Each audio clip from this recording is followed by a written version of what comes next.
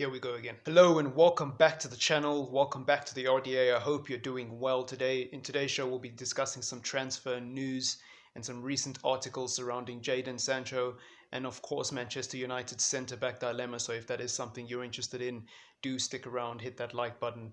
Consider subscribing if you are new, of course, and don't be shy in the comments down below. So let's get into it. Jadon Sancho article coming out in Bill Sport. They released an updated version of their original article. BVB expect the club, Manchester United, to pay a fee of 120 million euros in installments. That would be okay for BVB, but the offer must be done by the 10th of August. So we still see this artificial deadline being proposed by Borussia Dortmund, kind of as a ploy or a plea to get Manchester United to finish this deal as quickly as possible. Of course, we all knew it was going to come down to this. Anyone who knows our transfer history could have predicted this. Manchester United using similar tactics to what they used in the Bruno Fernandes transfer to try and get their way with Jadon Sancho, try find a way of paying that 120 million fee without actually paying the 120 million pound fee, which is what you expect from Manchester United. They're going to find a sneaky way of getting that entire fee in, whether it's installments, bonuses based on appearances and assists as well as goals. MUFC will find a way to pay that bloody deal without actually paying that bloody deal. So then, the only thing left to discuss is the rumors floating around on Twitter. Some people think they know what the future holds, and by some people, I mean the Twitter community, basically. Supposedly, Jadon Sancho might be signed on the 7th because he's the number 7 and Manchester United want to be clever and unveil him on the 7th, which is 3 days before the 10th of August, the artificial deadline that Borussia Dortmund put forth. Listen, mate, all I'm going to say about this is I don't know if we've been supporting the same club here, but for Manchester United to get this deal done in 7 days would be a miracle. And I ain't saying it ain't going to happen, but I wouldn't really get my hopes up if I was an MUFC fan. Moving on then to Manchester United's centre-back dilemma. Of course, Gabriel, I'm not going to pronounce his second name, Gabriel, the defender from Lille, the one who plays in the French league. His agents have been reportedly spotted in the UK, two of his representatives, rather, I should say, not his agents. What am I saying? His representatives have been spotted in the UK, obviously talking to more than one club, which means that this is more than a one-horse race. First initial thoughts on this, I do think Manchester United can get this player. I think we've got the appeal of Champions League football and the appeal of the fact that we're Manchester United.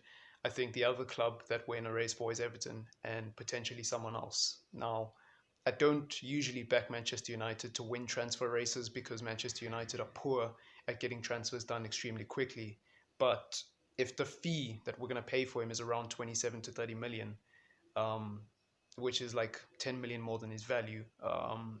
I think Manchester United can wrap this up and can win this race. I think, like I said, Champions League football, as well as the fact that we can outpay Everton, not just the transfer fee, but the wages will be far more appealing for him. And why wouldn't you go to Old Trafford? You're a player from Lille in the French league and you're looking for a step up to the Premier League. The only reason I would say that he probably wouldn't come to Old Trafford is because Manchester United will take 6 years to do the deal. And do you really want to spend 6 years sitting on the sidelines waiting for Ed Woodward to finally give you a contract? Probably not. So yeah, that's the only deterrent I would say for Manchester United, for Gabriel.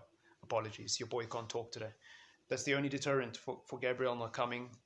And look, in terms of who I prefer between him and Pau Torres from Villarreal, I think Torres is a good centre back. I think he's left-footed, at least according to the research I've done, and he's a really good player.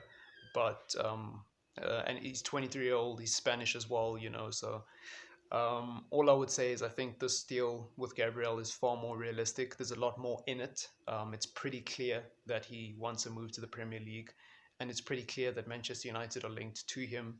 Whereas with Torres, there's no clear link than other than a few articles, and there hasn't really been any noise around that deal. It's gone very quiet. So all I would say is I think Gabriel has got to be.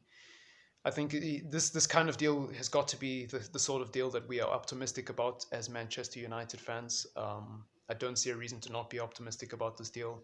He's young, he's Brazilian. Yeah, we're signing another South American player. But you know what? I think I have faith in this one, and it will be exciting. We finally, for at least from my point of view, we finally get to see a player.